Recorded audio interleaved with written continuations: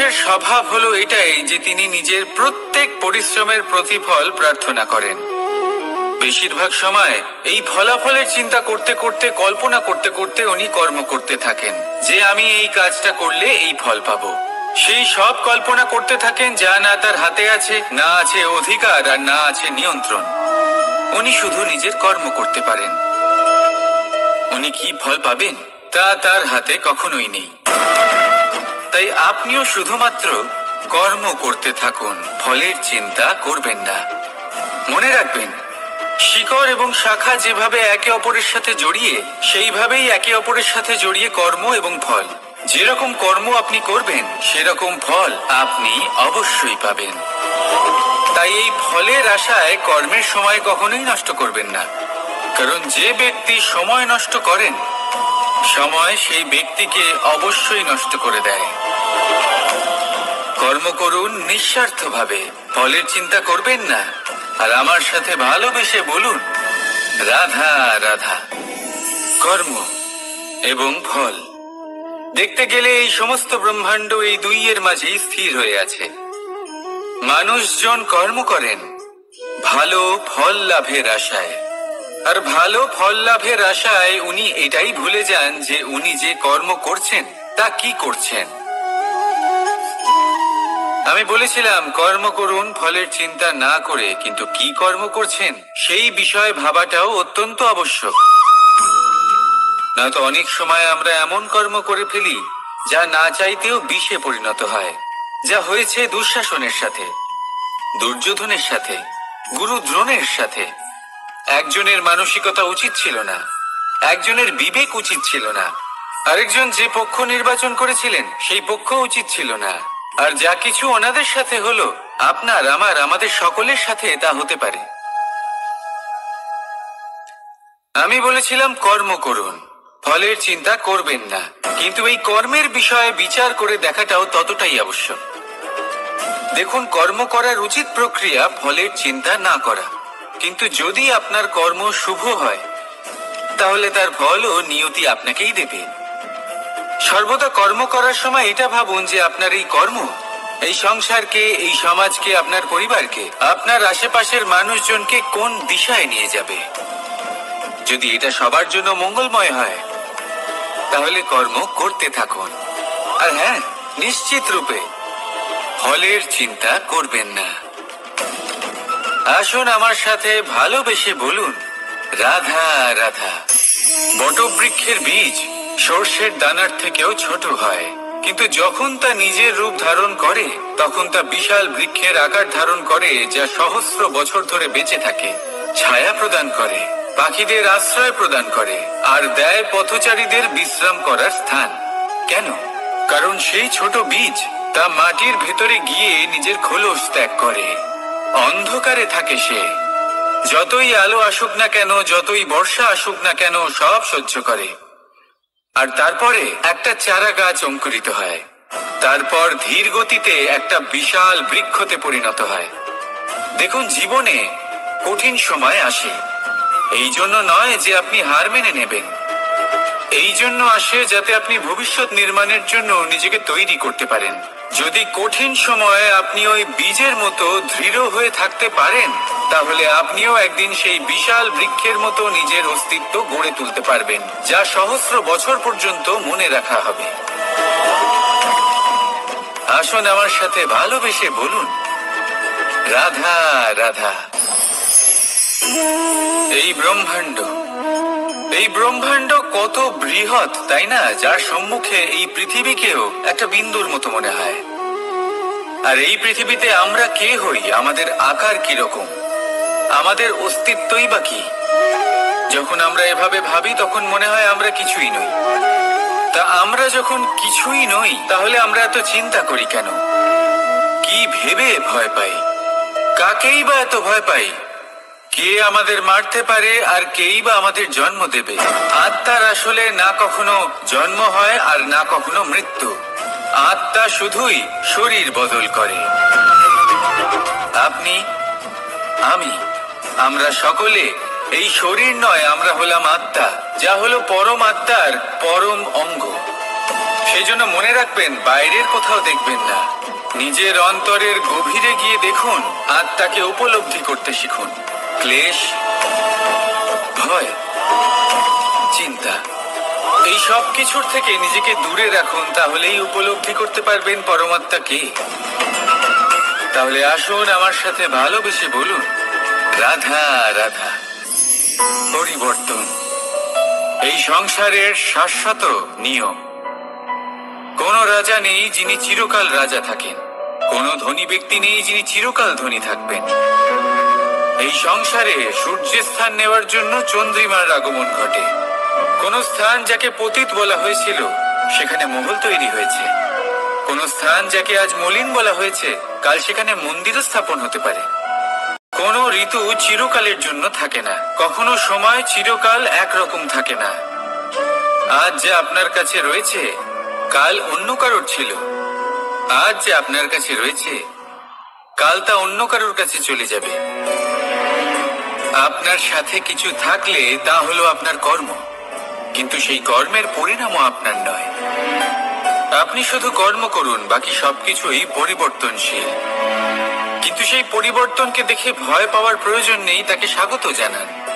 যদি আপনি হাসি মুখে সেই পরিবর্তনকে স্বাগত জানান, তাহলে এই পরিবর্তনও হাসি মুখে আপনার সাথে থাকবে। আসুন আমার সাথে ভালোবেসে বলুন, রাধা রাধা। সঞ্চয়। মানুষের যখন থেকে বোধ বুদ্ধি হয় সঞ্চয় করতে আরম্ভ করে দেন।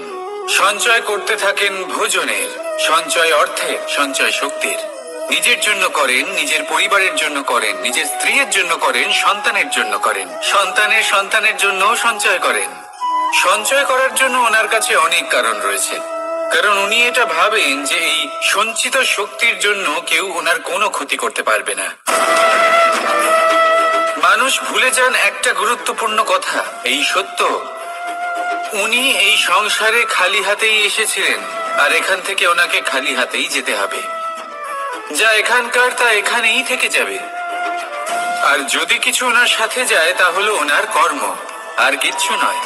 তাই যদি কিছু অর্জন করতে চান তাহলে শুভ কর্ম অর্জন করুন, আত্মশক্তি অর্জন করুন, কারণ পরলোকে এটাই হবে আপনার সম্পত্তি। তাহলে কি এটা আপনি অর্জন করতে চান না? আসুন আর আমার সাথে ভালোবেসে বলুন, রাধা রাধা। সদিচ্ছা।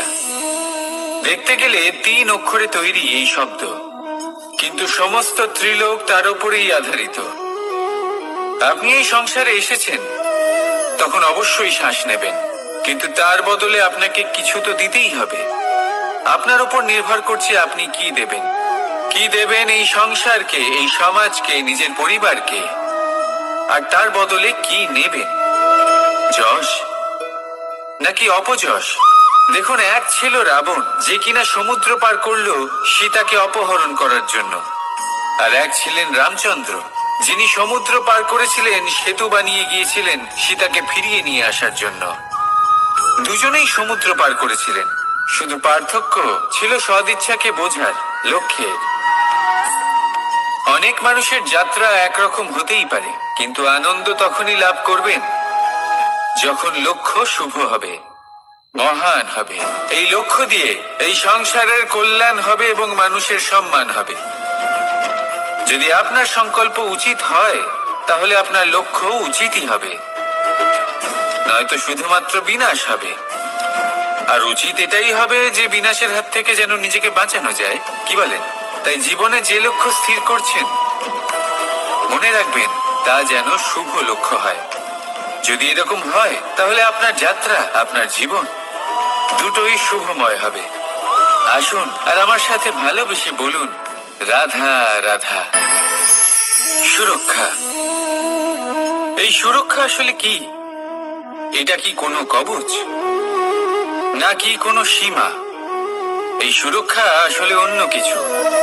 আমাদের মাতা পিতা, আমাদের প্রিয়জন, আমাদের বন্ধু, এই সমাজ, আমাদের শুভাকাঙ্ক্ষী, আমাদের আত্মীয়, এনারা সবাই আমাদের জীবনে কোনো না কোনো ভাবে সুরক্ষা দিয়ে থাকেন, একটা কবচ দিয়ে থাকেন কোনো না কোনো রূপে।